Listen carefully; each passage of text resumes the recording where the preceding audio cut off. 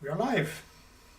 All right, everyone. Welcome to another Wolfram Institute Community Forum. So, for those of you who have not seen one of these previously, we hold community fora weekly, and we use them as an opportunity to answer questions that you all have, maybe unaddressed questions that were posed during some live science stream that we didn't manage to address during the course of that particular stream. Or what's more common is um, the collection of questions that we receive on our Discord channel. And if you are not a part of our Discord channel and you want to pose questions or otherwise chat with us and other people who are in our orbit, I imagine Carlos can include the link to that in the chat, and you can, if you want to, also join our Discord. Now, as I understand it, there are many questions to address today. We have a number of new people in our orbit, and they've been asking various questions, and Carlos has been aggregating those and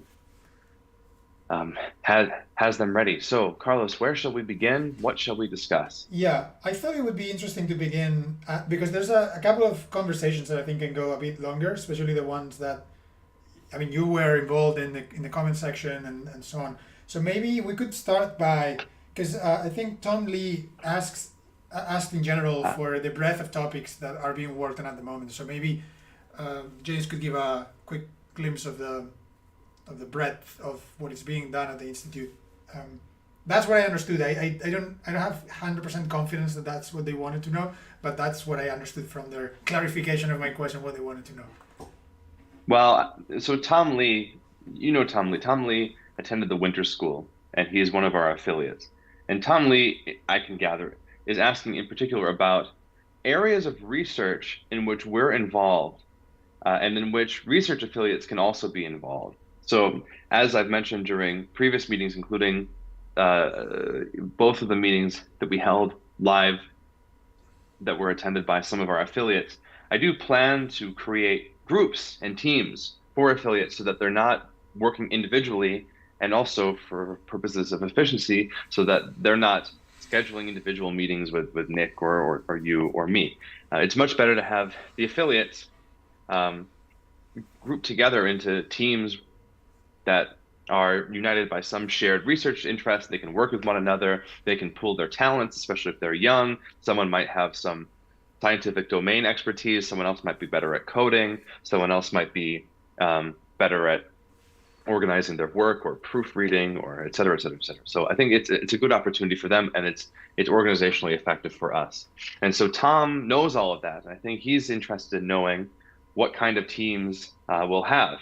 And this is a good opportunity to mention that we will be having a meeting tomorrow, um, or I'll have a call of some kind where we'll be discussing physics with some of these affiliates. And I think the end product of that will be we're going to develop a roadmap for the physics project. The goals, even the foundations, the overall scope of the physics project is not, upon further review, terribly well defined. And one of the initial contributions that the Institute itself can make towards the physics project is actually setting a roadmap, a blueprint for a strong research program that can be undertaken. And so the key areas um, to be developed for that roadmap are likely going to inform the composition of some groups. So, for instance, if there are individuals who have an interest in philosophical foundations, or even questions of presumptions or methodological choices, if they're really interested in pre-science or the foundational aspects of the program, we'll have some sort of a philosophy of science uh, cohort. We'll have a cohort for computation and all of the technological uh, advances and functionality developments that we'll need to do better research. And I imagine Nick and Richard will be involved in that, as will other fellows who have an interest in that, and so on and so forth. So this will be something, especially for Tom. If Tom has an interest in physics, um, the plan is to have affiliates involved in this roadmap and to give them the opportunity to really take some ownership over the future direction of the physics project. And those teams are going to be created accordingly. Some of this is news to some of the live stream viewers. We'll have a proper physics roadmap live stream soon, and you'll hear more about that.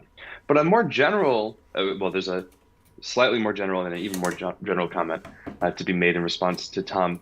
The slightly more general comment is, I mean, in general, if there is work that we are doing and an affiliate takes interest, we're happy to have them involved. And if there are a number of them, I'm happy to even form a team.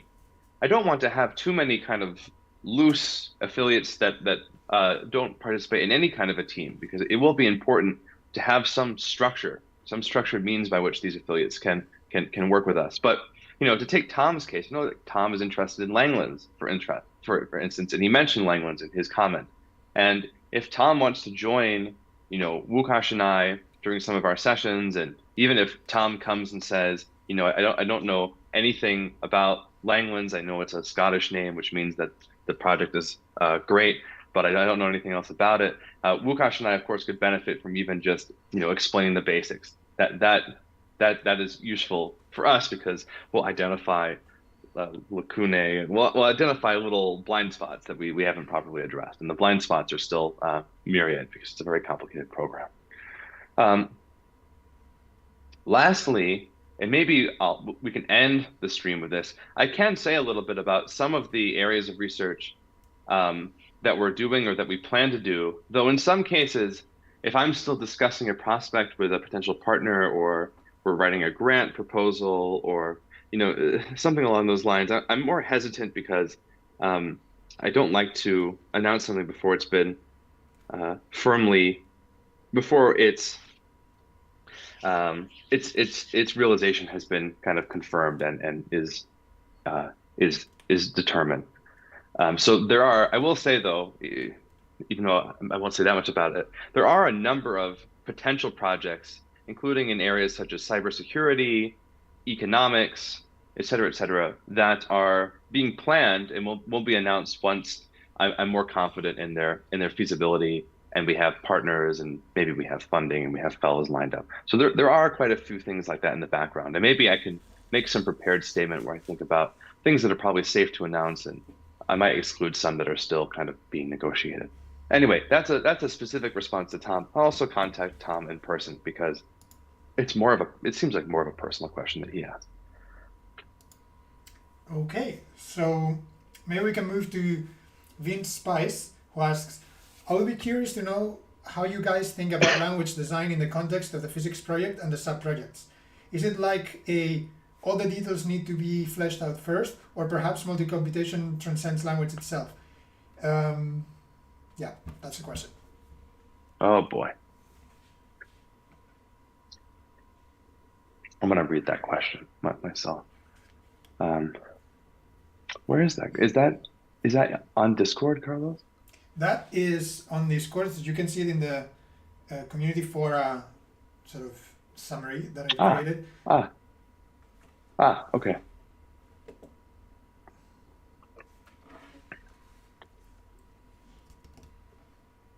Let me fish it from the context. Maybe there's a bit more context. I think it just the short answer here is yeah, we do think about language design in all those contexts of all other projects. How we can come up with some nice super function or data structure with nice options and properties that we can use in order to make more computational. So Vince Spice is actually clarifying on Twitch, saying basically, how will you work towards the notion of multi-computational language? I think this is a very interesting question.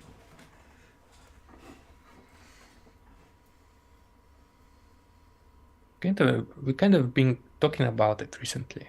Mm-hmm. How can we create some kind of domain-specific language of multi-computation that works not just for physics, but for any computational X domain?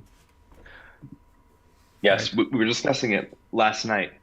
This is one thing that I'm encouraging Richard and Nick especially to think about, and I'm soliciting proposals from them about this.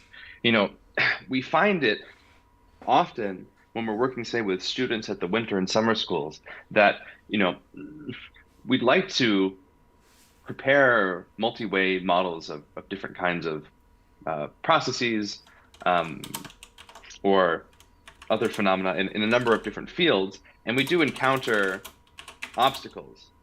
They can be UX obstacles, they can be generalization obstacles. I mean, one thing that I had actually, I'll say one thing I suggested. There was also something that Nick suggested that I really like. I mean, one thing is when we have a summer or winter school student, often the general conceit of the project is take something and see if you can produce a generative model that admits that admits kind of multiple evaluation fronts. So it's going to be some sort of rewrite model almost invariably, and you want to produce some rewrite system that you can use to model this process, and see if that rewrite system it admits these multiple evaluation paths. That's a very common project. I mean, they used to be, almost, they used to even just focus on formal systems. They probably still will over in the winter school, where, make a multi-way tag machine, make a multi-way this, multi-way that,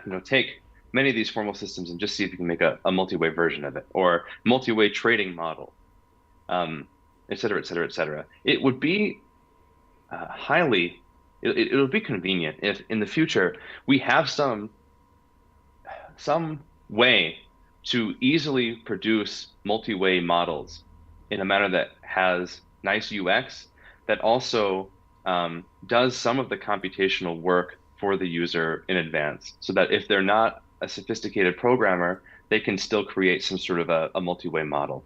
This is not easy, but the problem is right now at the summer school, someone will come along and say, they want to do some particular multi-way system for, protein folding or something, and they have to learn the nuances of specifying these rules and evaluating them and getting their causal graphs. It's not easy. And even when we have students who already possess some experience using, say, Mathematica or Wolfram language, I mean, we kind of know how the language is often used in a university setting. People are computing plots, people are, computing integrals, people are not building causal graphs for rewrite models from scratch. It's not something that you would normally do. It's a somewhat niche requirement. So finding a way where someone can, specify, I don't know exactly how it would work, but if someone can basically say, I want a model that does this, these are the kind of behaviors I want, and it's easier. It'll still require some work on their part, but it becomes much easier to actually create rules for these things. That would be good. Another thing that Nick suggested, which I really like, is some sort of capability that allows you to present data and find rewrite rules that fit it, so to speak. So you're not like curve fitting, but you're kind of you're fitting multi-way systems to your data. So, okay, given this data, this rule will match this data in some way. Maybe you can find minimal examples, you can find highly ramified examples, you can find examples where there's merging, and there are probably some parameters that you can adjust where you get graphs that are more or less sophisticated. So there's a lot that can be done in these areas. I mean, another example, and someone else, if you want to cut me off because you have something to say, just go ahead. But another thing is that right now we're modeling multi-computations graphically. I mean, when I think about multi-way systems, I effectively think about multi-way systems in terms of DAGs, directed acyclic graphs. And they're very helpful when you run something for, something between 3 and 7 time steps. They tend to look nice. If you run it for, say, 20 time steps, these things tend to lose their expository value over time. They become quite difficult to follow. They're interesting. People will say, oh, wow, gosh, this is so complicated. You took some simple axiom system, or you took some simple hypergraph rewrite rule. I had no idea that these systems multi-way systems could attain such graphical complexity after over a few steps. Yes, that's fine, but that's a rather qualitative impression to me. So one issue is we're going to encounter scenarios in which we have to compute rewrite rules and show multi-way systems that involve some non-trivial number of computation steps. That's one thing. Another thing which relates to this work that Nick and I did with Stephen on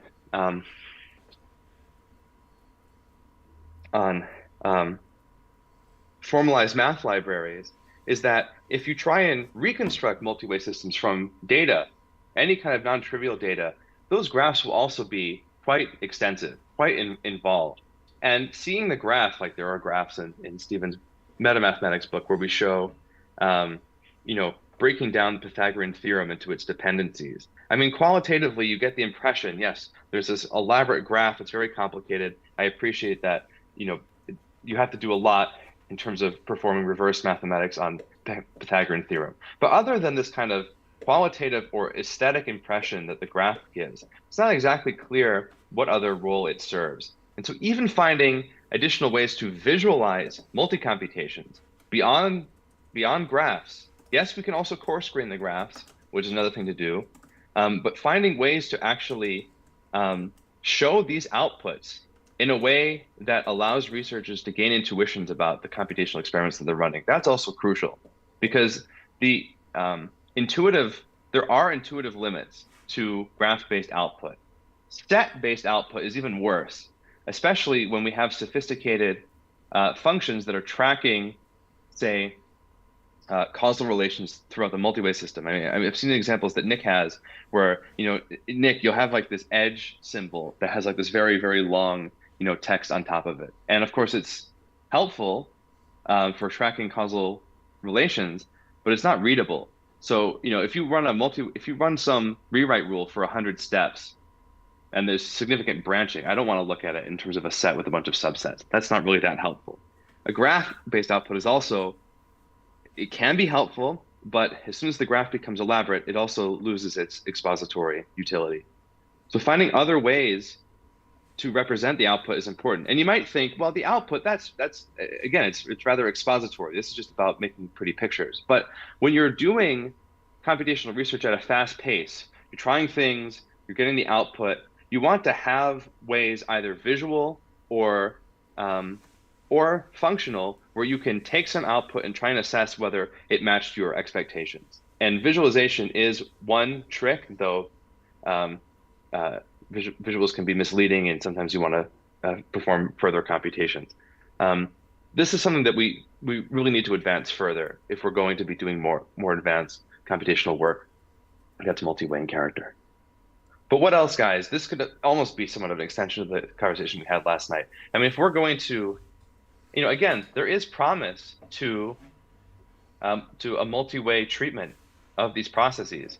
But what else do you think needs to be developed in order to further that, to improve its generality, and to make it actually useful, efficient, understandable, with application to more fields? Well, first of all, I think multi-way system is not the first stop point at this.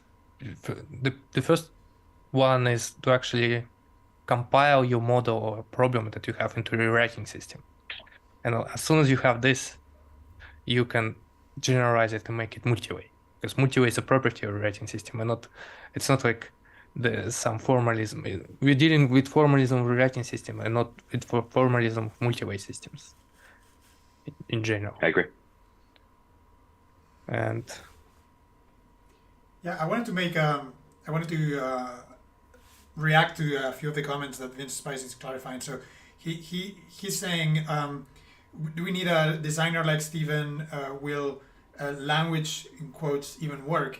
And I wanted to sort of throw sort of a more lower level or more conceptual comment at this point, which is, if I think for a minute what language means, right? Like if you think what a computational language is doing, it's essentially an interface with a human user, right? So it's a way to interact. It's an interface between someone made of flesh and someone made of silicon or whatever, right? So when you think in these very abstract terms, it is very pertinent, of course, to think of this as something that, I guess that's what's behind this quotation of language, of do we actually need a conventional programming language, or do we need something like, data structures that are a bit more flexible, or interfaces that are a bit more generalized? And I think this, I don't have any particularly visionary proposals in this direction, because I'm just sort of daydreaming about these things for a few years now. But I do think it's super important to realize that when Nick says, well, if you can turn your system into something like a rewrite, then multi-way is just a property of that. I think I like to think of examples that just happen, in the world, right? And when you think about it, biology has a lot of examples where rewrite is the way that it basically operates, right? So things can splice into each other or like attach into each other and they transform and so on. You think about it when you're solving problems as a human being, right? Not even in mathematics or anything, but just finding your way in life. You're going after this sort of like, is the thing here, is the thing there? You're essentially doing some kind of several place application of checks and things like that, right? So I think this really is kind of a frontier of what we can do, and I don't think it's any particular impact relevant for short term, but I think the question that's being posed by Vince here is very interesting, because it does, to me, reveal the long possible path of development ahead. And again, I don't have any illuminating things to suggest in terms of particulars, but I do find this very general in the setting of possibilities of future development in general for computer science and computation in practice. I have a couple of things to add. Yeah, please. There was a paper I encountered a while ago. It's called Mathematica as a Rewrite Language by Bruno Bachberger. It's a nice paper. And in the abstract, it just makes the statement that Mathematica is a higher order conditional rewrite language, or higher order conditional term rewriting, which I find interesting because it deviates from sort of standard term rewriting and adds this higher orderness where you can add sort of conditionals and so forth, so that, a pattern matches if some other term reduces to true, and you can do all sorts of fancy things and build a lot of complexity that way. So far, I haven't seen that same higher orderness sort of transported into the graph and hypergraph rewriting world, where we might have some auxiliary graphs which are reducing based on attributes on the edges or vertices to create this kind of more rich, Should we try to emulate Mathematica inside Mathematica?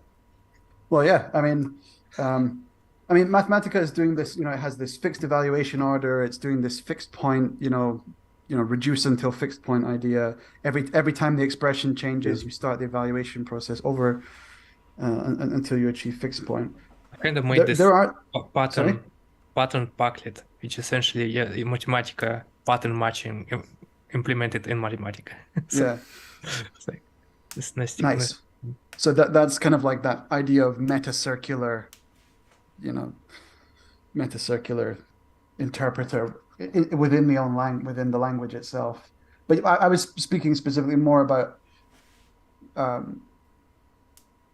porting over some of these concepts into the graph rewriting, because terms are just trees.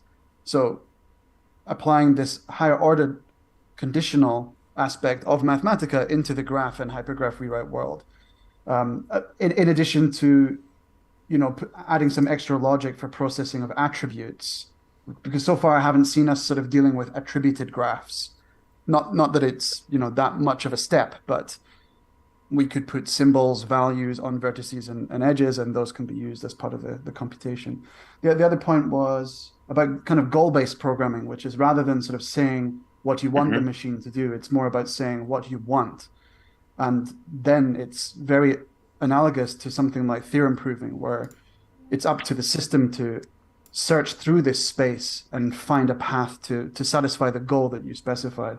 And that's more of a kind of higher level idea. So it's like, Mathematica tries to allow us to step away from like machine specific concerns, but it doesn't completely put us in the domain of like 100% goal-based programming. You can specify to do something this way or that way. Explicitly, whereas a goal is more like a high-level thing which the machine will have to solve using, things which are analogous to sort of like proof search techniques. The final thing was what Nick was saying about trying to do some kind of symbolic regression where you have some data and then trying to sort of do the inverse problem of finding a set of rewrite rules which maybe exhibit the dynamics of the system or something like that. And what would be quite interesting, and I haven't seen done before, is like a gradient-based program space search in the term rewriting world. So far, I've only seen it. So there's another paper called It's called Terpret, a probabilistic programming language for program induction. And it's basically a neural interpreter, and they use it for doing solving these programming induction problems. But yes, so it's using sort of gradient descent and all of these tricks. It has a differentiable interpreter. But again, yeah, I wonder whether Knut-Bendix completion is an analog of gradient descent for rewriting systems. Exactly. I haven't seen any treatment of these kinds of like gradient-based program search techniques applied in the abstract rewriting world. And I think that would be something very interesting to explore, especially if the objective is set by, like minimizing some error on some data that you have that you want to try and model with terms. And the output ideally would be, Well, anyway, check out that paper. It has some cool examples where they give it some data and they're able to resolve it in terms of like Turing machines or Boolean circuits or even assembly language. And it's fully based on, like back propagation and gradient descent. I'm glad. Sorry. Yeah, that's No, it. go ahead. Yes. Oh, you sure? Yeah. Okay. I'm glad that Richard brought up this notion of goal-based programming, because I think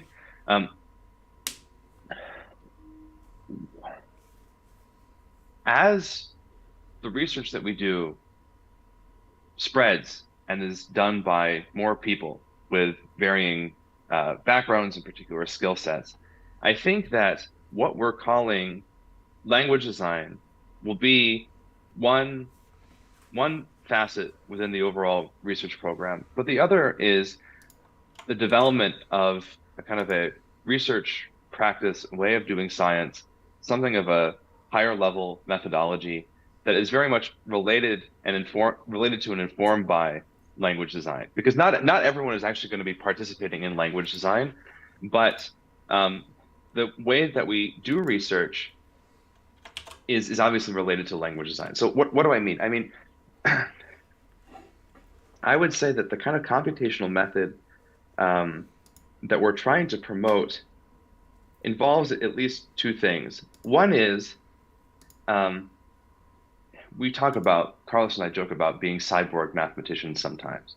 And part of this is this way of doing science in which the majority of the human cognitive work is finding the right questions to ask and knowing computationally how to ask them, and properly set up outsourcing of the actual answer generation process. So part of this is part of language design. I mean, when we say design, when Stephen says things like language design, what he really means is, as Richard was suggesting, developing a nice interface that requires only that the human scientist be able to articulate the scientist's curiosities in a well-defined way that becomes machine readable. So this is one thing, which is making your scientific inquiries computational and outsourcing the process of developing the answer or producing the answer to machines.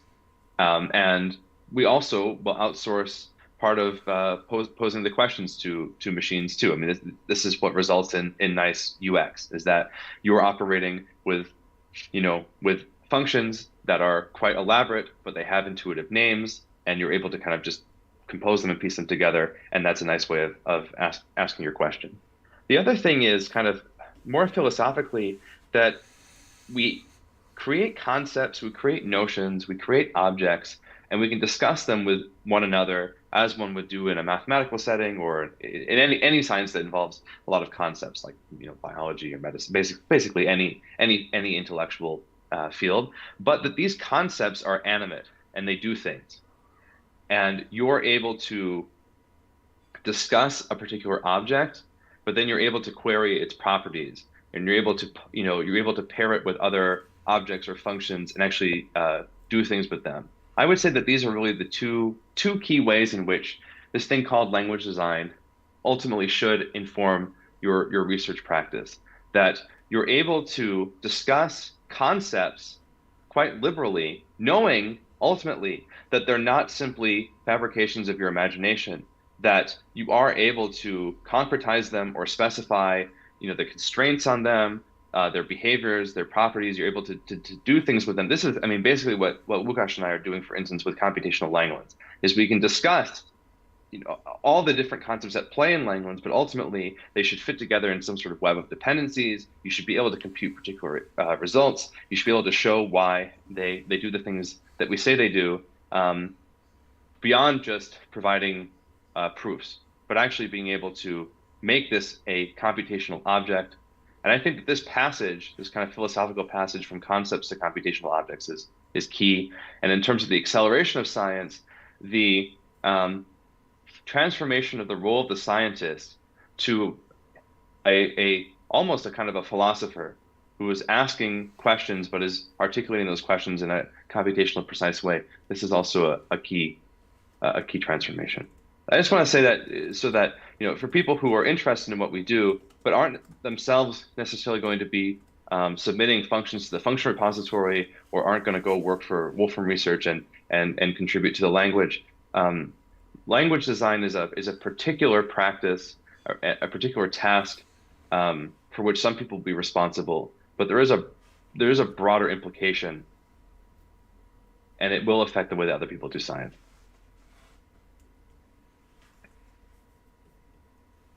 Any other thoughts on this? Anyone? Łukasz posted, let's build Mathematica with Minecraft. No, sorry, this was Richard. Because Łukasz posted Minecraft within Minecraft. Yeah, Mathematica with Minecraft Redstone seems perfectly feasible.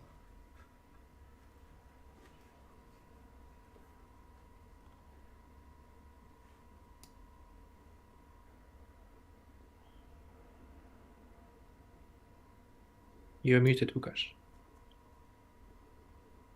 Yeah, I said I posted Minecraft within Minecraft. And I haven't opened what Richard posted. Let me see. There should be a summer school project. Just make a Minecraft with Wolfram language. Why not? Just a fun project. Life. Oh, the game of life. Richard, The you're game also of- muted. Why are you? Oh, sorry. Everybody. Yeah. No, that's a beautiful video. Richard, I think Still you're muted. muted. Still muted. Oh, it's weird. It muted me, I don't know, by itself. Double click. Yeah, like a lot of these Minecraft calculators have an interface where you can sort of type and see text on the screen. So that would be cool. But it's a gargantuan project to think about putting any fraction of Mathematica inside there. But I like the game of life in game of life thing. I think that was quite cool. The way that they have achieved the cells and they actually implement the CA rules inside cellular automata. But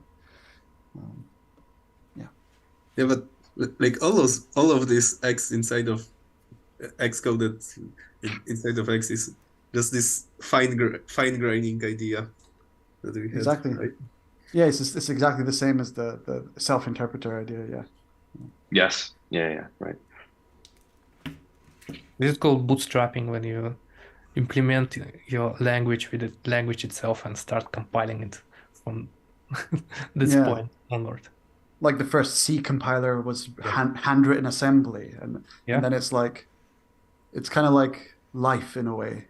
There's sort of like this evolution after that. It's weird. There's like a lineage. It goes all the way back to that first time somebody made that first C compiler, which they could then use to make a C++ compiler, which they can then write a C++ compiler in C++. It's funny. Language bootstrapping has this funny property. All right. Should we move to next? Sure. We spent about 40 minutes on those two, but I know that there are some interesting ones There are still on few. on the docket. Yeah. So Massey asks, curious to know what you guys think are the main flows in science or mathematics at the moment. All right, let's go. Let's go, guys. All right. I have I'm a lot to standing on say my here. chair. Carlos, you go ahead. Okay, Go right ahead. So let me just point out an anecdote that I think will illustrate. I will go for the angle of the more institutional publishing side of things, which is perhaps the most opaque if you're not involved in active scientific or academic activity.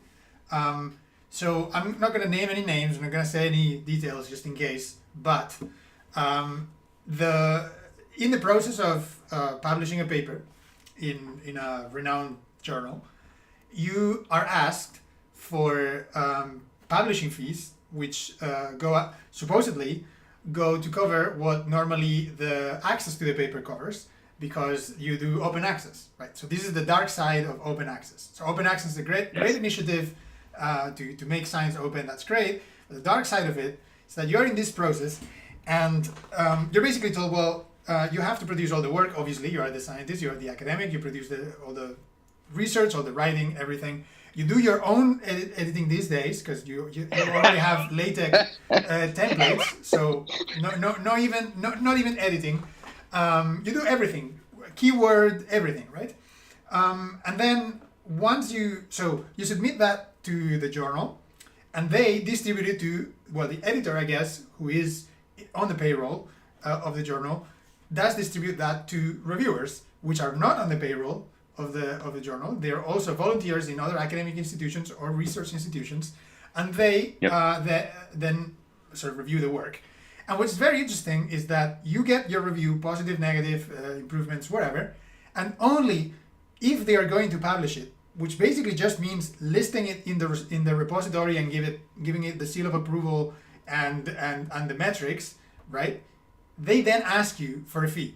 So a fee that I gathered from a journal that was just created, it was in a compendium of a renowned set of journals, but it was just created about a year ago. They asked for $4,000 for this. Okay? So I hope that everyone is getting James's laugh in context, because this is literally the price that you're being asked for work that has already been done. If it's not going to get published, it's nothing. That you don't pay anything, right? So that goes to show that figure, $4,000, it's completely pulled out of nowhere. Like, it's a completely arbitrary figure that some finance people have decided this is what we have to charge. And it has no bearing on workloads to anyone. It has no bearing on anything other than the speculation of the bubble itself. So this is just a very short, very slice of problem that we're going on. We're having to go through. So this is just what is going on, right? Like, we live in this time when everything is so financially misaligned with the progress of science that one really has the impression that we should just let the system crash and burn and build a new one, because it is very hard to imagine that with these kinds of incentives, anything good is going to come out of it, right? Like, it's hard to imagine that this is going to lead anywhere positive in the midterm. So anyway, I won't go into long rants, but I just wanted to give an anecdote that happened to me recently that I mean, I've just found hilarious, because you were only asked to pay after the entire process is done, only for the publishing to happen, and they don't even print it in paper. I mean, where are those $4,000 going? It's just ridiculous. And by the way, $4,000 is on the lower spectrum. There are journals that charge for the same kind of service around $15,000, $20,000. It's completely ridiculous. Let's perform a quick economic analysis of this. You know, my contention for some time, which has usually arisen during discussions regarding the value of science and the lack of institutional autonomy from which many scientists suffer, which is one of the key things that we'll discuss and continue to discuss. Let's think about this being priced at $4,000. My claim for some time has been that, and again, this is kind of an open secret that you pay for open access journals, but I didn't know that the fees were that high. Yeah. I mean, my argument for some time has been you're effectively exchanging capital for social capital when you do this. Obviously, there has to be something that you're buying when you're paying for this, and effectively, if the journal is renowned, you're buying some social capital that has liquidity within some small group of peers. And if this price is increasing, it suggests that the kind of competition for that social capital is just going up and up and up. People are desperate to publish in good journals. Oh, James, looking let me bring in another piece of data just to give the context Yeah. a bit better. So the other piece of data, which was given by a colleague who is co-author in the supposed paper, he's much more experienced. He's a professor in the university. So he says that top universities rank, if I remember correctly, he said that roughly they rank number of graduates, number of PhDs awarded, and papers published by their staff in top journals. They have this as their main metrics to go after, and he said that roughly in the environments that he's had knowledge of, one Nature publication, say, or one science publication, say, one of these big names, is equivalent to something like $1 million in tuition fees, right? So in their calculations, they are equating one impactful publication by a staff member to the equivalent of $1 million in tuition fees. Like They're equivalent in what way? In terms of they're equating it in terms of what they have to what they have to invest into to get that, right? So if say outreach, advertisements for the university and so on, like if they get a return of $1 million in tuition fees, in the metrics, like the weighting, the internal weighting they do to prioritize, they equate that roughly to like 1 or to 10 PhDs awarded or to 1 Nature paper, something like that. So 100 PhD awards and 1 Nature paper. That's kind of the scale. In terms of rankings, which are determined by PhDs awarded, your publications, and I guess is also determined by the amount of tuition that they're raising. I mean, this is as far as this colleague of mine told me. This is what they're prioritizing, right? So they're weighting on these different variables. And I mean, the message here was that basically to confirm that this is so deranged because the entire incentive, not just for the individuals who need to have, you know, their curricula sort of extended and so on, but the very institutions that are in the loop of all this money flowing, they are directly comparing things like getting more students just so that they pay tuition fees to publications in high impact journals. I mean, which is, in my opinion, completely deranged because you're equating direct monetary value to impact of science, which are quite orthogonal things, in my opinion. I mean, it's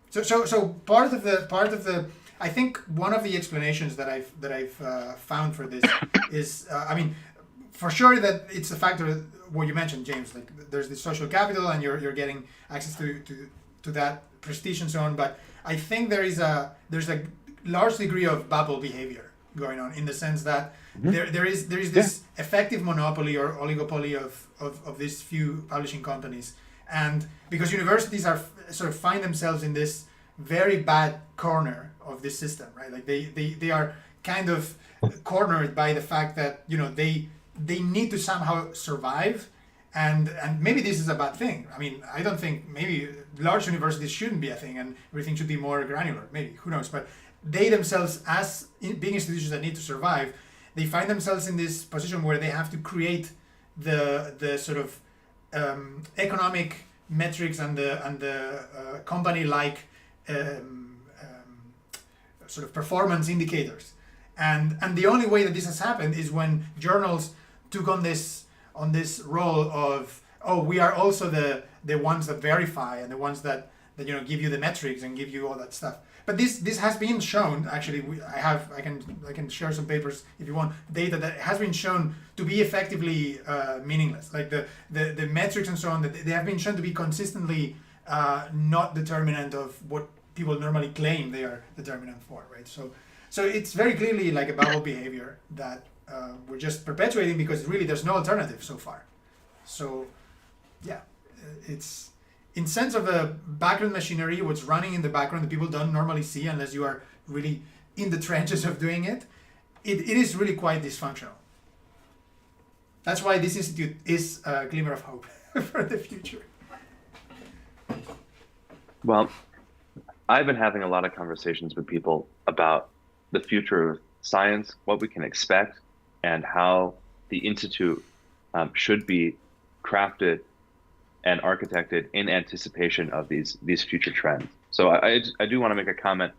We're going to have more conversations about problems in science, future of science, and it's not, we won't be doing so as a way to kind of bandwagon on some rather kind of superficial populist critiques of academia, which have become more pervasive for better or for worse. It's because we actually do have the ability to create new designs of institutions.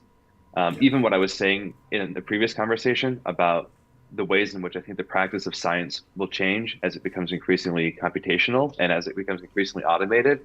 This is quite important. And I think trying to develop diagnoses of problems that beset existing institutions, it's not to critique them simply to prop us up by comparison. It's more, I think that there are some quite serious challenges that the sciences are going to confront, not because the pure ambition of science is in any way corrupt by itself, but because it has to be hosted within some sort of institutional infrastructure. And I think that infrastructure is going to significantly change. Let's think about a few things. I mean, one trend that's hard to ignore is the pervasive culture of student enrollment in universities today. Like we're a part of a certain demographic, but I imagine most people whom we know we went to school with probably pursued some form of education. So, some didn't, but a large number probably went to some college or university or community college of some kind. And it's kind of just become an aspect of, I view it as something of like kind of an antechamber to the job market.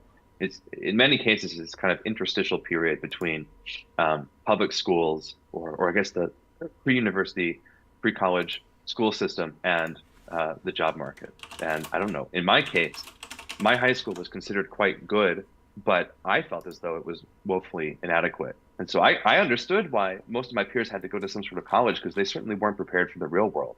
Not that university prepared them for that, but they had to go through some sort of a conduit. So this is one thing. And why am I pointing this out? Well, what I wonder is, as we enter an increasingly automated technological society, this will also affect science. This is something that I'm thinking through quite carefully, and I'm going to publish some just kind of essay on this about what, the kind of the future of the automation of science. This actually isn't really thought about as much. We think about technological future. We don't really think about how this is going to affect the actual practice of science. But as science accelerates, as it becomes increasingly automated, as it becomes harder to follow, as the knowledge barrier continues to rise, this is going to have some impact on the sciences. Likewise, as automation increases, this is going to have some impact on the job market. And I think it's imperative that we have some sort of a thesis about what this is going to do to the university system. Like, for instance, is automation going to make the university basically unavoidable, where everyone feels like they have to do it because there's going to be some, whatever the lowest strata is in terms of work, it'll be some low-level cognitive clerical kind of office work that's going to get kind of pushed up with time in some way. Is it going to be the case that automation increases the power of the university because basically everyone has to enter, the information economy or the digital economy in some way? It's actually somewhat difficult to imagine how exactly the university loses power, even if people feel as though it's something of a bubble. If it is the case that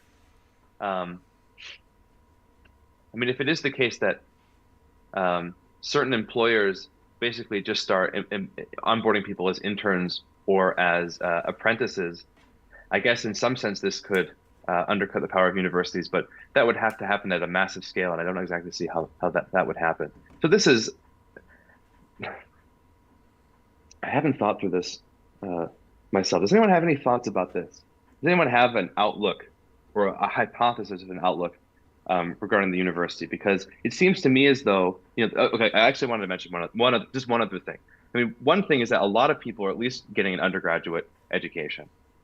However, there's also this other strange tendency which is that people whom we know who are somewhat intellectual in nature will also gravitate towards the university because it serves as this kind of institutional home for doing the sciences, even if they don't like the PhD experience, even if they don't like departmental games, they don't like the politics, even if they end up doing some terribly, tragically niche specific area of research that's poorly understood and it has relatively low impact.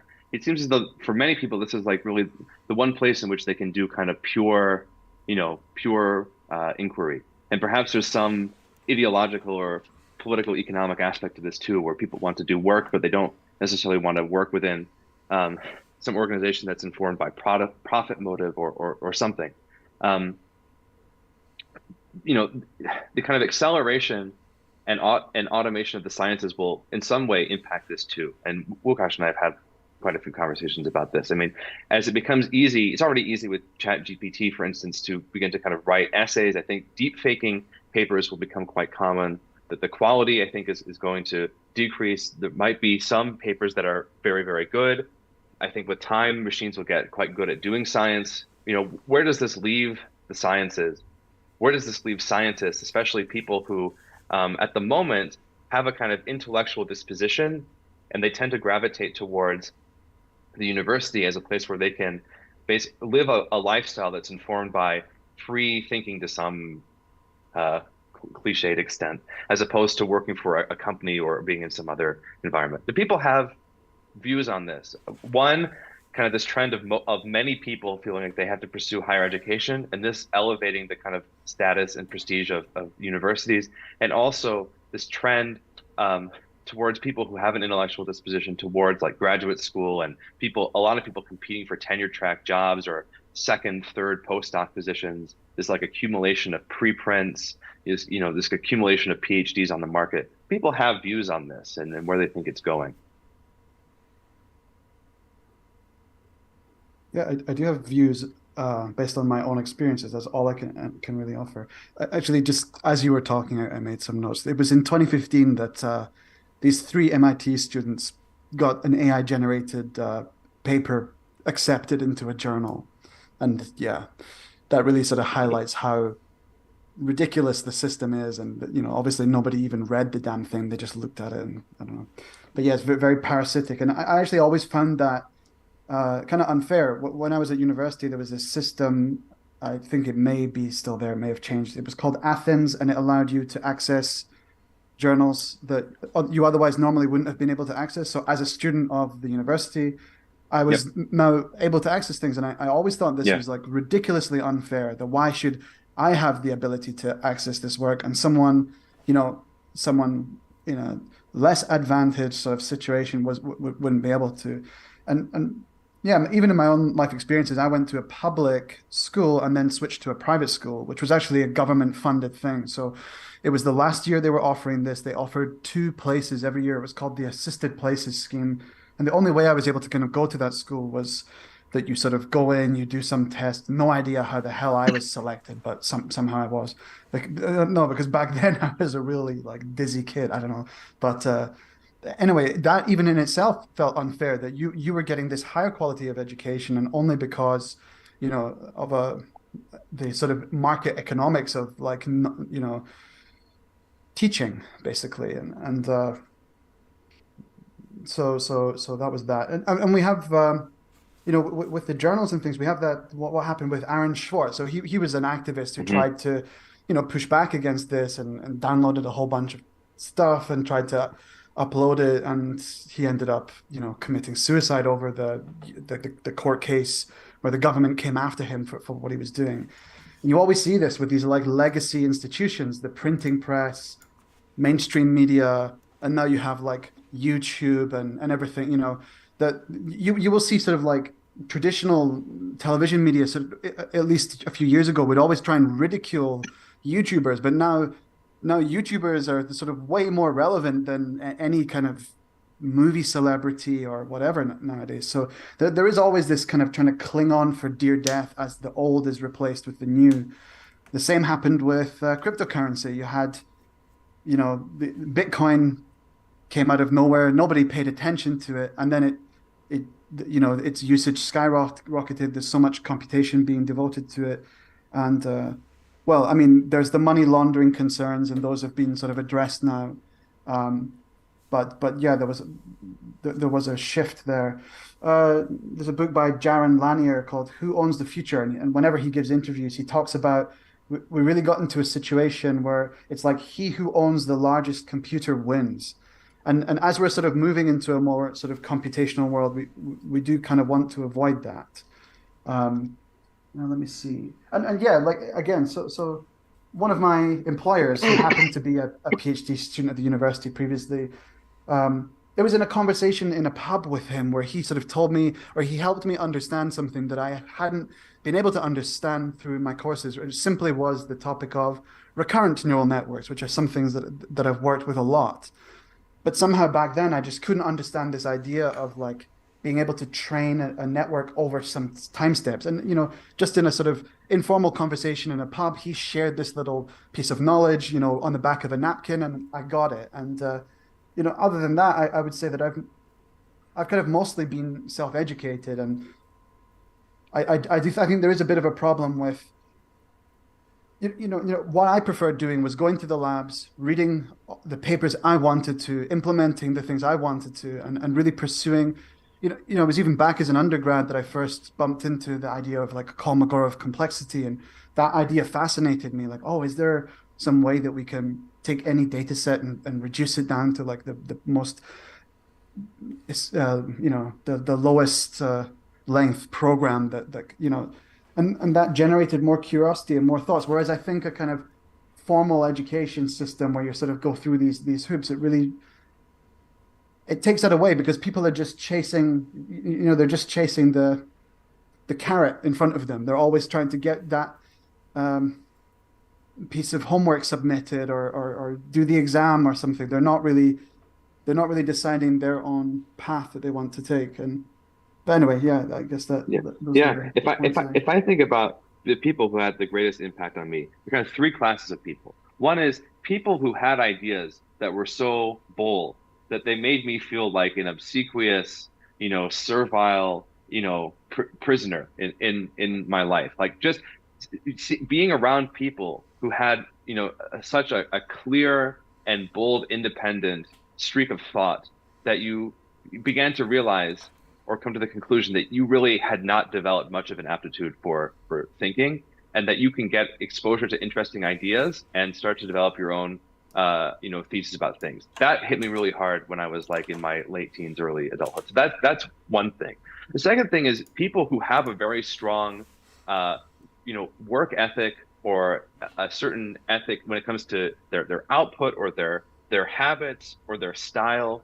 That made a great, you know, impression on me. People who were conceptually rigorous, or people who were articulate, or people who had developed a kind of a lifestyle around you know, commitment to something that they were interested in. That kind of inspiration was strong. Then the third thing is people who are good at explaining things and imparting skills. You know, because many people are not good explainers, but people, you know, you can ask them a question and they can actually, you know, provide some description that you can understand. I think those are really the three things that have been most impactful for me. I will say, I mean, okay, some of these questions that I posed about, you know, what's the future of this? What's going to happen here? What's going to happen there? I think it is important to have those projections. But I think that the most important thing that we can do is keeping in mind those existing frequently chosen options, still finding some way to craft an alternative. And I had a phone call with Łukasz where we were discussing this just a few hours ago. I mean, one thing that I would like to see over the long run is perhaps a kind of a constellation of education centers where we offer, you know, the following things. It would be exciting if, as we make progress on the scientific front with our partners, you know, with our collaborators, et cetera, if we're developing things that are advanced and useful, you know, how are we going to get other people to use these things? It's not as though we're going to, you know, beg MIT, can we give a lecture, you know, series on this? Because it's going to be just within some curriculum. If we come up with things that are exciting, we should develop some means by which we can train people in doing these things. This is one thing. We're going to have many ideas, conceptual ideas, scientific ideas, meta-scientific ideas about the future of science. Increasingly, as I think about the future of science, I mean, I used to spend quite a bit of time a few years ago when I was younger, just like with working professionally in scenario analysis, forecasting, in terms of politics, in terms of technology. And now I'm quite seriously employing those skills, which I haven't used in a little while, towards thinking quite seriously about the future of science. Having some sort of educational program where people are encouraged to think quite creatively and boldly, come up with their own theses and plan career paths around it changes that they anticipate seeing in the sciences, so that they're not obsolete, they don't find themselves behind, they don't find themselves competing in some narrow corridor where the person who's going to win was being groomed for it from a very young age. And finally, having this built in within the greater kind of institutional infrastructure that we build, so that we can train people, we can embolden them to develop interesting, theses and positions on the future of science, to equip them with the skills that they need to do science computationally, to make powerful contributions to science, and then have somewhere for them to go after that. I think that is the most powerful thing. If someone is considering going to a certain school, one of the considerations that they'll take into account is, if I have some certificate or degree from this place, will that get me anywhere? And I think what we would have to do is, on the one hand, have established enough goodwill with a constellation of partners, so that if we tell someone this person, did this program, this person's like in their early 20s, they did this, they did that, you should hire them, you should treat them as though, they're a master's student, even though they went to our program. That's one thing. But the other thing is just developing enough opportunities in our own right that we can place people who are performing well. I mean, all of us went through the Wolfram summer school, and Wolfram summer school or winter school. It certainly has its merits. I think, though, as the Institute continues to grow and develop, we'll have to do something that's extended over a longer period of time, that allows people to get access to cultivate their skills in a deeper way, and serves as something closer to an alternative to the university system. And if that is successful, the number of people who can benefit from it will be limited, maybe at first, but I think that trying to establish some education program that we can maybe start to implement in like 2 years or something, that actually has an impact and is related to what we do, it's probably the best contribution that we can make. And who knows, if it ends up being overwhelmingly more attractive and this scales and people copy us, etc., that'll be great, and then history will play itself out. I think in its own right, we absolutely have to do something in education, and having some bold vision of this as an alternative to existing modes of education based on these critiques that we have, this is really important.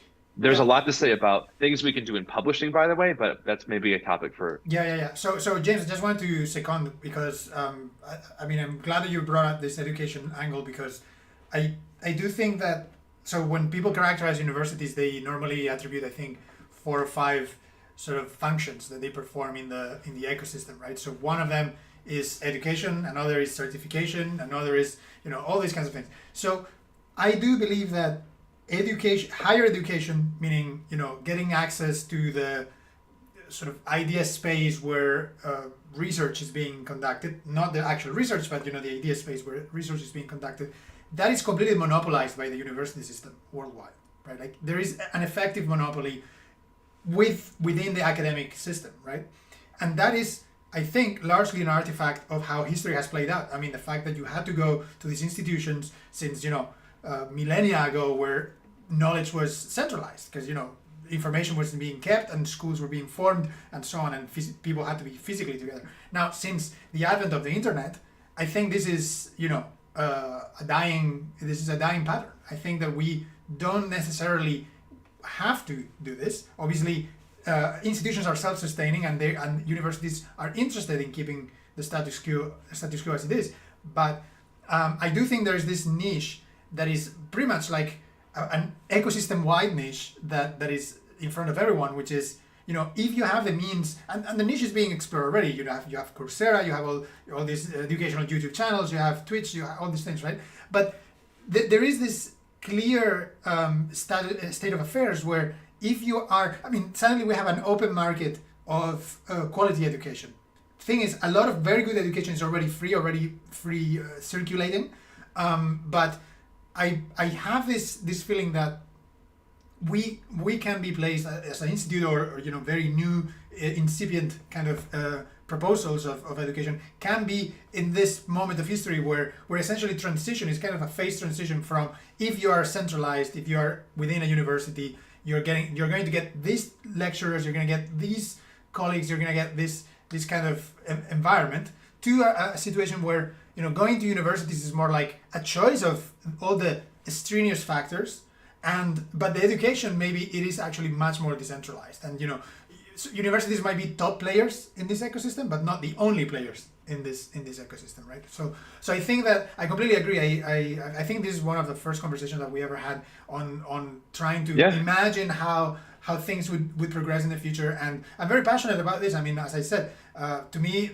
science is to be explained. My definition of science is almost communicational, right? So I very much align with this, and I think that we should definitely be planning ahead, 1-2 years. Carlos, I'm not laughing at you. I'm laughing at Łukasz's shortened version of this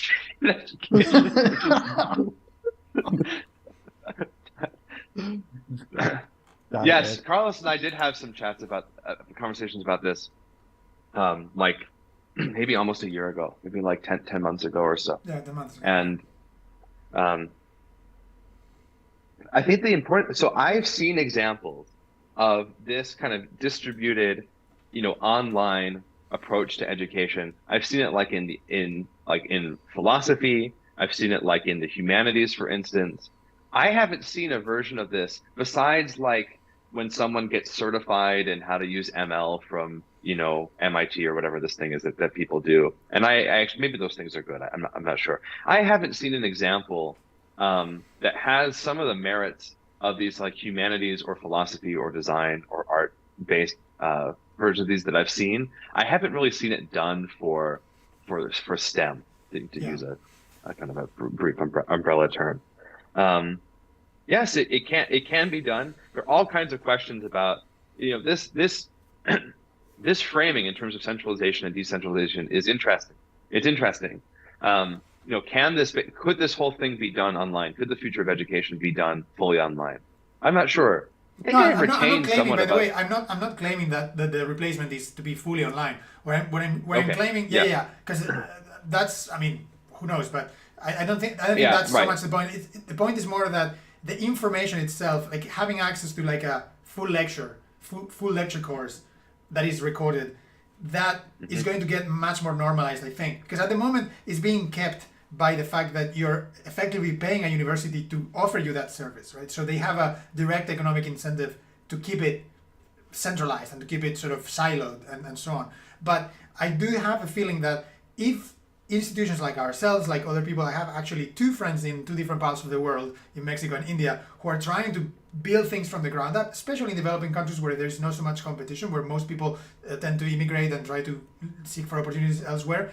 There's a lot of fertile ground to sort of build in those places, right? So they're mostly thinking, if I can have an institution where we get access to, top quality education online, but we have our community and we're growing as a community, then you're effectively multiplying the effect of the best teachers in the world having impact on developing communities all over the place. And now obviously those communities are going to be dissimilar. Like some are going to be more into one direction, or there'll be more synergistic dynamics in ones versus others and whatever. But if you decentralize the actual monopoly on teaching STEM subjects, as you just said, I think that's going to have a direct impact. And you can position the institute, for example, as an early player in providing the very computationally specific things that we do, which is quite a narrow thing that we're doing within computation, right? And narrow and specific and rare, I would say. So yeah, I definitely see this as a prime niche where we should be strategically thinking about, for sure. I can see two different things we could do. I mean, one thing about the narrowness, as these computational X projects continue to be developed, and as we develop a stronger thesis about kind of the future of science, and especially as science becomes increasingly automated. When I say automated, I mean that it becomes easier for machines to do mathematics, it becomes easier for machines to produce text, and even things like experimental science become easier to do automatically. And Emerald Cloud Labs, which actually uses Mathematica, is a kind of an example of that, where it's a lab that does all the, it does chemistry, basically. It's a robot lab. It performs the chemical procedures, and you basically specify it with a notebook. As this all becomes increasingly automated, what is the role of the human scientist? And it's very important to me that whatever practice we ourselves commit to and develop over the coming years, it's one that we think can survive radical technological and social change. And I think there are two things we could probably do. One is, on a broad level, lectures, courses, interactions that are structured in some way. This can be done broadly, and this could reach a wide cohort of people. This is certainly true. I can imagine something also that's somewhat more narrow, that could even have like a building or some physical location where we try and find, some cohort of people. They have to be risk-taking, they have to be somewhat bold, they have to be interested in the work that we're doing. Finding people where we're confident we can work with them, and then they can get placed somewhere and have a unique and impact-driven career in professionalized science. See, that would be really key. I mean, still, even to this day, if you're like a PhD student, it's still a gamble. There's no guarantee you'll be a professional scientist as a PhD student. You think it's the conservative, safe path to becoming a professional scientist, but there's absolutely no guarantee. You have to get the PhD, and then you go through some, a number of postdoc positions. It's as Carlos can probably explain, it's actually a long trail from your first year as a PhD student to having something like a tenure track position, or even a position maybe at a laboratory somewhere. If we can provide some way, if we can provide some program where the success rate, you do this program, we either have something at our institute or with a partnering institute, et cetera, where people can actually, this is how, I'll say on an anecdotal note, I remember at the end of so I attended the Wolfram Summer School, and they give you some survey at the end about like what do you want to do next, and I remember I just wrote some really bold, radical shit at the end on this student survey, and I remember writing it, and I remember thinking to myself, they're gonna dig this and let me do this thing that I want to do, which is like I want to radically transform math and physics and these other areas with computation. I was so hyped after the summer school. I said, either someone's going to let me do this, or they're going to say, well, we can't think of anything for you here, and I'll get ignored. But I just remember feeling at least intellectually quite enabled at the end of the summer school. And I happened to be lucky, or right place, right time, or what have you. And I ended up doing, in some sense, more or less this thing that I said I really wanted to do. And this is what I really like us to be able to set up, where, if you're a student and, a good outcome for you is like you get an internship, or you go from undergrad to, from your undergraduate education to grad school, you're taking these little hops. And if you are unlucky, you're just going to fall through the cracks and end up in some really bad situation. So I imagine that it can foster, timidness and an overall kind of conservative disposition. And people are only going to become interesting and again, bold and have really interesting ideas that they want to pursue if they're confident that they can adopt these characteristics and become independent and not just immediately fall through the cracks, where it's like, oh yes, I could have played it safe, I could have gone and worked at that hedge fund. I could have gone and worked at that tech company. I could have gone to grad school. And instead, I got convinced about some idea that I had, and I refused to compromise, and no one caught me. And, there was nothing to do with this idea that I had, and then I failed.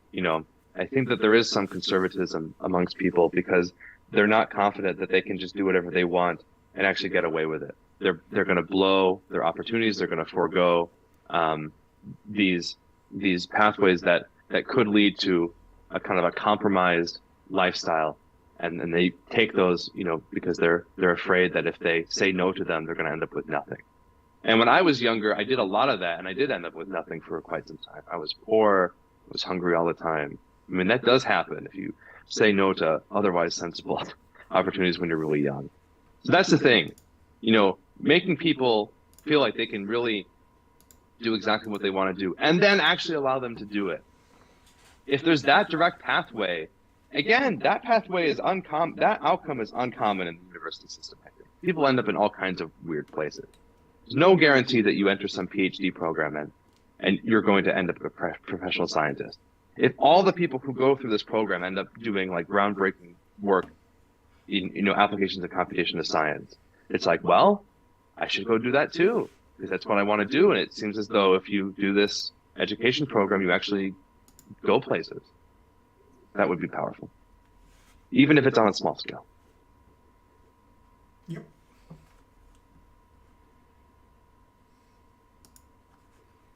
All right, guys, any more thoughts? Just want to say I like the phrase you once used, Carlos. It's community of mind. Actually, that phrase had come to my mind in the past, and then I watched you say it on the stream, and I was like, okay, if we had thought about it independently, then it must have some value.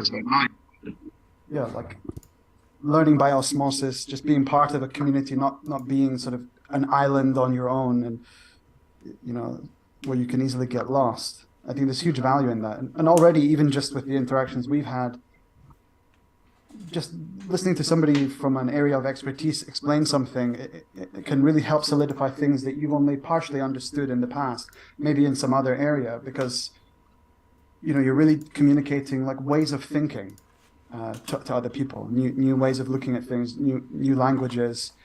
When you discuss this hierarchy stuff, and Łukasz has been talking about non-standard analysis, these are sort of helping me approach things from a new way, which otherwise wouldn't have happened if there wasn't this community. So I think that's kind of the important aspect of it. Yeah, absolutely. Likewise. One kind of irony, is that Carlos and I, maybe Richard also, but it kind of in the past, Carlos and I have been the real outspoken, institutional skeptics. And I think amongst all of us, Carlos and I have both been through, pretty standard, quote unquote, elite education, etc. We should be listening to Richard and Łukasz more because they both actually dropped out. These guys actually have courage. Both Carlos and I basically just went through it and then are still complaining, about it to this day. No, but that's the diversity is great. I don't see it so much as irony, but as a sort of like the diversity of perspectives that really makes it worth it. And Nick did something that none of us have done, which is he actually got kicked out of a school. What did you do? Do you really want to know? Yeah. I just ignored physical education. I don't want to run around, and being sweaty during my lectures. Oh yeah, After all. that's bad. It's funny for us because it basically translates to not going outside.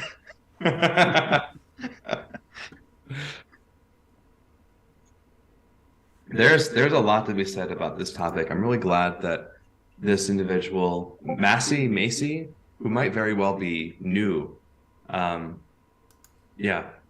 I'm really glad that this person brought it up. If this isn't brought up in the future, Carlos, we should just bring it up because there's a lot to be said here. And we do have many thoughts about this topic, and we haven't said that much about it during previous community fora. Yeah, there's a lot to be said about it. The final thought I have on it is that, this emerging VR technology, a lot of people Meta, etc. They focus on remote work as like the killer app, and I think that's kind of like nearsighted. I think education is the true killer app. I mean, growing up, if I'd been able to put on a VR headset and have somebody explain something in physics or math with like 3D surface plots that the lecturer is holding in front of the class, and you can interact with something, and you know, I almost did that in reality. Yeah. In University of Edinburgh, I almost did, because I had the suite and everything prepared to give like an affine Nice. geometry lecture in VR. Awesome. That's really cool. Did you do it? I mean, I had Want the some more prototype. of I didn't actually give the lecture because COVID happened, but the suite was ready, and yeah, I used Gravity Sketch. This I think Richard knows about this. I mentioned it, but yeah, I had everything ready. Like, you know, you can see your equations, and you can see your lines. You can manipulate them directly, compute intersection points, and everything is like you're manipulating, like literally manipulating it with your hands. It's really cool. That's exactly what I want to see, and extending that to like online where people can join from anywhere in the world, I think would be a nice thing. Absolutely. Remind me next time. There is a lot to be said about the future of publishing as well, which, you know, we're in a position to, it's a fine line, because I think that, you know, with some of the work that we're doing, I'm not paying to publish a goddamn thing. But in terms of, besides the open source example, you know, in terms of interacting with the scientific community and partners, et cetera, it's not a bad idea to plant some of our ideas in journals, not open access journals, et cetera. But we are also an institution. We can publish our own reports, and we can come up with new form factors and distribution channels for work that we do too. And that is that's quite important. That is something that we should be doing as well. Anyway, there's a lot to be said about publishing, education, us, as well as our views of, you know, what's happening in the greater university system, what's working, what's not working, what we think is going to happen in the future. It's quite vexing. I mean, I brought up this question. I mean, just this question of will people continue to go to universities at this rate, you know, 50 years from now, for instance? I mean, I don't know about your parents. I mean, my dad has a PhD, but my dad's an academic. My mom doesn't have a formal, you know, university education at all. And I think if my parents were born today, my mom would have gone to some school of some kind. I don't know about your families, your parents, but it seems like I should just get the stats. I want to know, you know, in terms of like the kind of the percentage of the population, especially in US and other countries, like how many people are going to universities.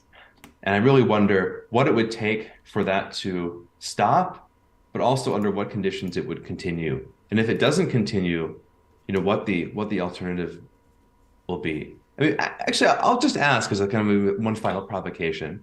I mean, imagine a scenario in which basically people go to universities if they want to pursue a career in the sciences, or if they want to be like a lawyer or an engineer, et cetera, et cetera. But everyone else just doesn't go to university.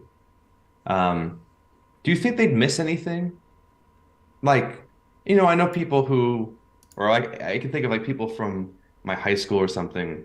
You know, you check in on people who went to your high school, and then they like went to some nice university, and then they have some job that absolutely does not require a university degree now. Would they miss anything if they just decided like, I'm gonna go be a fitness coach or whatever, and not take out the student loan to go to this nice school? What do you guys think? Basically, could we afford to like cut, you know, university enrollment, like, you know, by 20% or something? And I don't mean cut it as in we don't admit people, but like, could you imagine if like some large contingent of people just stopped going to university? Do you think that would have an adverse impact in any way? Like, you're basically describing the world 30 years ago or something, right? Yeah, but I'm talking about the kind of the transition. So could it happen cleanly? I've I've listed. So now I'm gonna be doing this sort of taking the questions in the community for channel and then doing the follow-ups, because this is a huge question you just asked that I think needs the merit of being in the follow-up. So I've noted some of the follow-ups. I mean, you can give some thoughts, but I mean, this requires like a proper next week, like proper conversation about it. Okay, fine. Fair enough. Does anyone have a quick thing to say?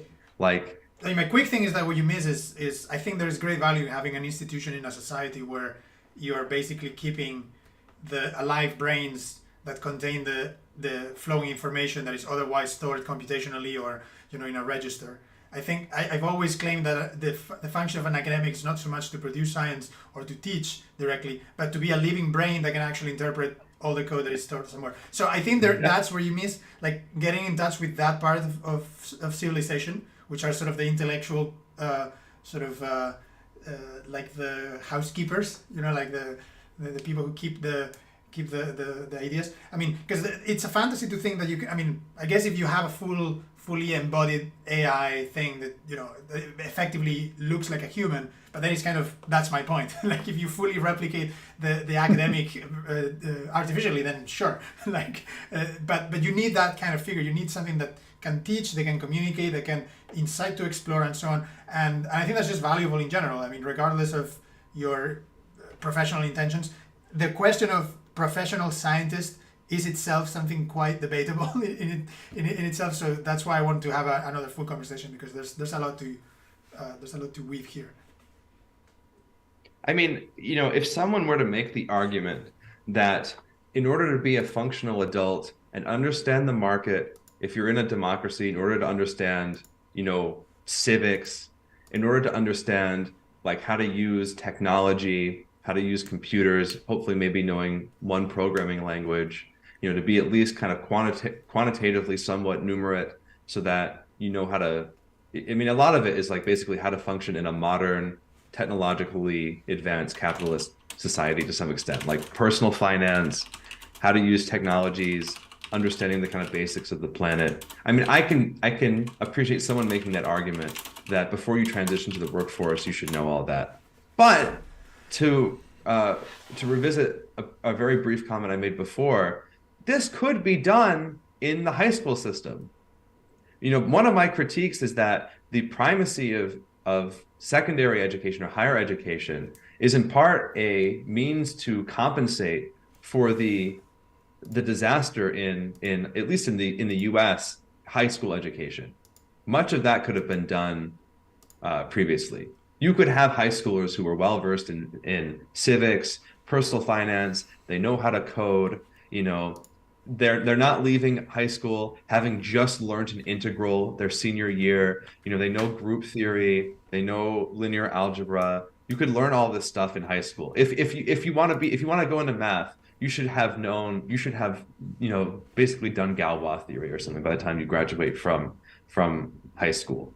If you're, much of this could be done earlier, I think. If high school system was better, I can entertain the argument that, basically the K through 12, to use a US term, K through 12 system is producing functional adults who can operate in a modern technological capitalist globalized world. And if they want to go into the job market, they can basically go directly into the job market, unless they want to get more advanced, develop more advanced human capital that you need to do within the university system. That's my take. Apparently Łukasz went to a really excellent high school. So maybe Łukasz can say something about, the kind of the higher end of standards that you could have for a high school. Yeah, but we have lessons with like university lecturers that will well suited for giving lectures to high schoolers. So we basically did all the analysis in high school. So yeah. So when people from my high school went to college, they had time to actually pursue their real interests and not just doing curricular stuff because that was familiar to us.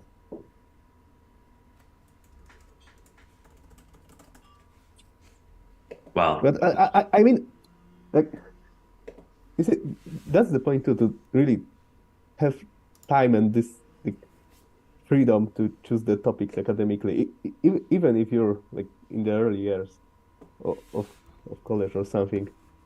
If you want to go to science, then yeah, or if you want to go to anything basically.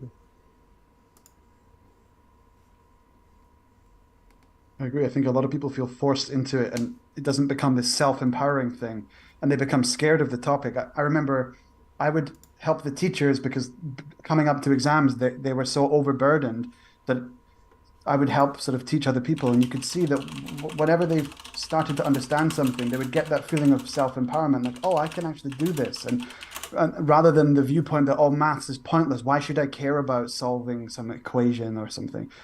So it was always nice to see like the turnaround where someone would go from sort of hating a subject because it made them feel bad about themselves to actually like, oh wait, this is a tool that I can use, and this is something that can actually be fun and enjoyable to know. And the other point I had typed up in the chat was many people that I've spoken to who went into the workplace had like a master's student come into the company because they'd been recruited in. And more often than not, that person who came in was just not equipped for the sort of quote unquote real world of, actually sort of working in a corporate environment. Like, yeah. So I think that also has to be addressed. love to hear Nick's thoughts about the Russian education system at some point. It's somewhat vaunted internationally as being quite rigorous. I had this conversation, I won't say who, but Nick knows who it is, this kind of Russian high schooler who happens to be in our orbit. He was telling me that at this point, at least amongst his peer group, Moscow State is for boomers, and they're not interested in Moscow State anymore. And there's some other set of schools that they're interested in now. But I'm also very interested in. I do want to, pointing out Łukasz's experience and Nick's experience. I also want to try and avoid some, projectionism where I take my dissatisfaction with the US system, or Carlos takes his dissatisfaction with, say, the UK system, and we say, these, notably tenured universities are somewhat decadent. Therefore, the university system as a whole is problematic. There are different styles, there are different kind of academic cultures, trying to understand interesting positive qualities that you see across these is probably also a good idea. And I have this kind of maybe romantic view that the Central Eastern European / Russian style is somehow distinct, and that there's something. I mean, Łukasz is increasingly convincing me that I would have been better off like moving to Poland or something after I was a high school student and pursuing an education there. Perhaps, but again, huge topic. Okay, this is basically Carlos telling us he has to go eat this one meal a day he eats. I mean, this is not me saying that. This is me saying we are 30 minutes over time. Yeah, we're also 30 minutes over time. Well, this we could chat about this, indefinitely, right? No, yeah, that's what I mean. That I think at this point, it's better to condense the conversations. I think it's better to keep the follow-ups and then condense them and go at them weekly, and continue on Discord and everything. I encourage everyone watching to go over Discord. You have your links spammed a couple times, but once more, and yeah. Yeah, Carlos raises a good point, which is sometimes we walk into these community fora and people haven't asked many questions. It was the holiday season or something, and we kind of just chat about something that we come up with.